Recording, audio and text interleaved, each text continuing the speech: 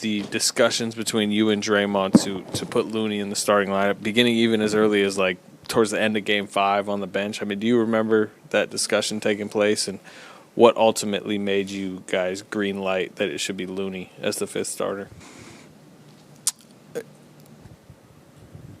It was a feeling in terms of, like, we don't know that I ain't have advanced analytics on the front of me or like numbers and all that. Just a feel in terms of how the series had changed after Steven Adams came back in Game 4 or Game 3, and then his impact in Game 4 and 5. That we needed to start with some size, kind of counter that, knowing we could figure out the offensive end and get to some different patterns and make the adjustments on that end of the floor. But it would give us a chance to take that physicality that they were coming at us with, get off to a better start defensively, and settle into the game. We finally won the first quarter.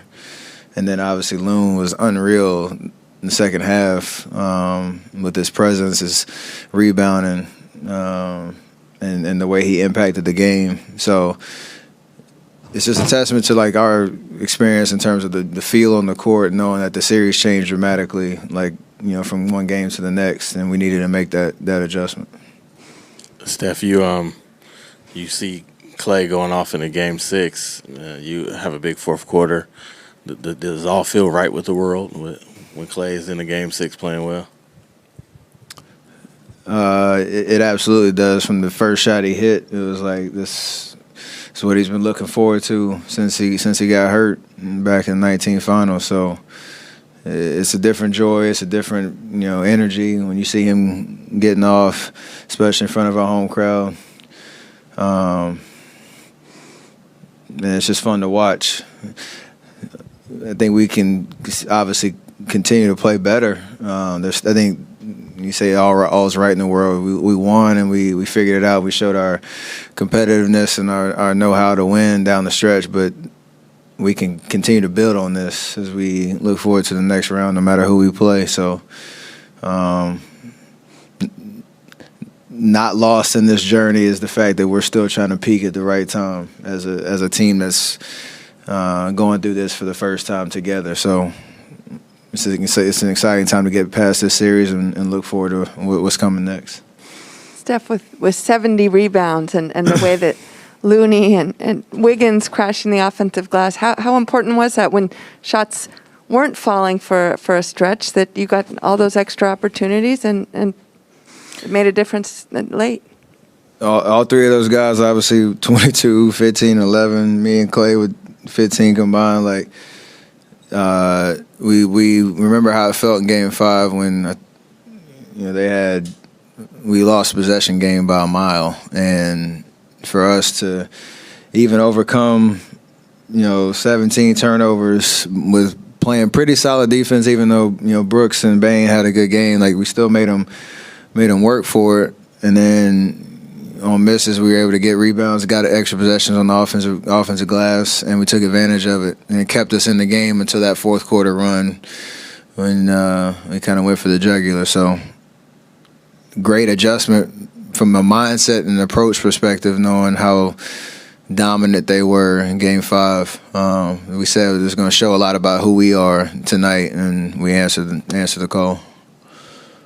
Steph, I'm curious, with this Grizzlies group, your updated feelings about them and who they are and how they do this thing. I mean, coming into the playoffs, they took a lot of pride in the way that they pushed you guys out last year, and then all with this edge and the way that it was back and forth. Just how do you see their group? I have a lot of respect for every single guy on the team in terms of how they're built as a group, individual talent. They have a lot of energy, a lot of potential in terms of winning at the highest level. They were the higher seed for a reason. They had an amazing regular season and dominated throughout the course of those 82 games. But for us to be able to come out of the series with a dub, like, there's definitely respect. There's definitely an understanding that they made us better. I'm sure we made them better, and who knows what happens down the road. But they'll be here for a long time, just because they have a lot going for them. So definitely respect. Hey, Steph, is this the loudest you've heard at Chase so far? Yeah, deepest we played, so hopefully it continues. We haven't lost here, and it's predicated on just the ability for us to hopefully there's not a situation where we have to keep flipping that switch. I think Clay's 3 with maybe a minute and a half, something like 2 minutes. Like, that was the loudest I think I've ever heard it. And I didn't even go crazy. I just kind of took a second to just look up and kind of embrace it and enjoy the experience. So it was really dope. And for us to have an opportunity to keep playing, hopefully it continues to get better. Steph, what did Memphis do to give you a hard time? Not only in the series, but especially in this last game when Ja goes out and they kind of changed their defense. What did they do? What did you have to figure out to come through in the fourth? They have personnel to bother a lot of your normal actions in terms of, Dylan's going to press up knowing he's got help behind him and he's a pretty good defender where, at the first line of attack it's not going to be easy. And then you get into the paint and you got Steven Adams trailing you. You got Jaren Jackson pulling over, and his presence and size and rim protection is crazy. And then they made adjustments where they try to funnel us into specific spots on the court, make us throw it out, and try to just stay home and force tough shots.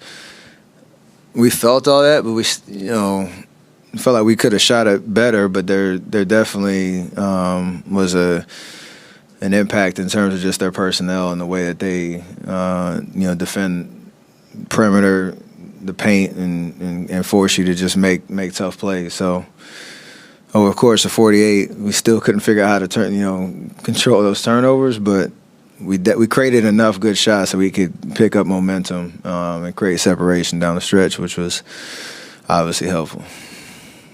This team has been through a lot over the last couple of years, but how does it feel to be back in the Western Conference Finals?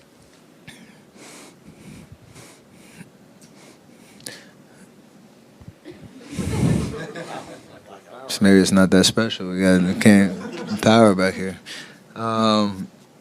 It's unbelievable knowing what we've been through these last 2 years, and 6 out of the last 8, we have an opportunity to play for the finals. And like I said, I think me, Draymond, Clay, Loon, we've been in this position before. We understand the emotions, the adrenaline, how much you want it, how hard it is. For JP and Wiggs, Otto, guys, Belly, D-Lee, guys are in the rotation tonight. Like, everybody's going through this for the first time, and it's a pretty cool vibe when you figure it out as a group, because we haven't done it as with this group together. So definitely special. Never take it for granted and understand this is what it's all about. And for us to have another opportunity to get 4 more wins and play for a trophy, like that's special. What have you thought about the Mavericks-Suns series? I assume you'll watch Game 7, and just as you kind of start to look forward to those matchups, just what are your initial thoughts? I'm just going to be a fan. That series has been unbelievable, back and forth. The home teams won every game, right? So, we'll see what happens in the Game 7. It's been pretty entertaining, high level of basketball. So there are 2 different teams, so it's kind of hard to. I'll probably talk about it on Monday or Tuesday when we figure out who we're playing. But I'm just gonna be a fan and enjoy watching 2 Game 7s on Sunday, and we get 4 days off, which is pretty special. You talked about the guys who haven't gone through it. Did you know Wiggins was going to come up large in this game, and what does it tell you that he did?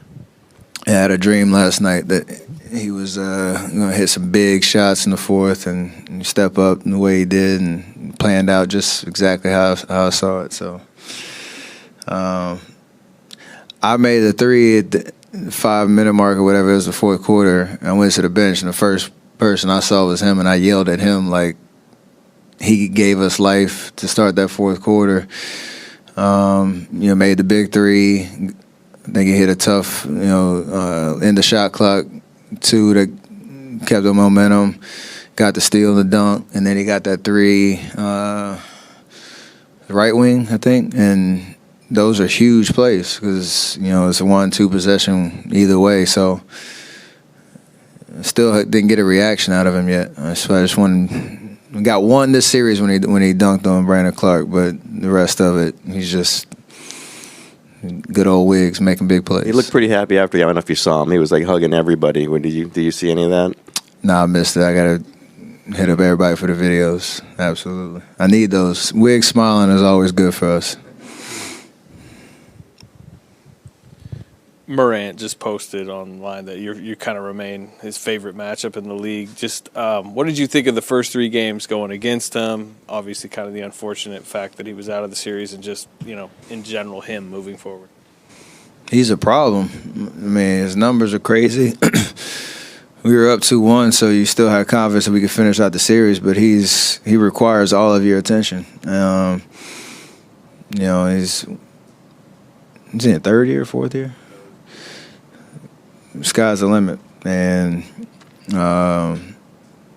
like I said, they're going to be around for a long time, fighting for Western Conference prowess. So it's going to be we'll enjoy this and keep moving towards our goal, but you got to understand that they're going to be around, for the long haul, and he's a problem. So definitely an amazing matchup, fun, entertaining, high level basketball. All the antics and pettiness and all that stuff. I love all of it. So we'll see what happens down the road. What was that like to hear Chase Center erupt in the whoop that trick chants that they did late in the fourth quarter? I don't even know if they believed it. It was phenomenal. I love just you had to do it, obviously, but yeah, it's part of the fun of the playoffs. Home fans get to enjoy the celebration however they want to.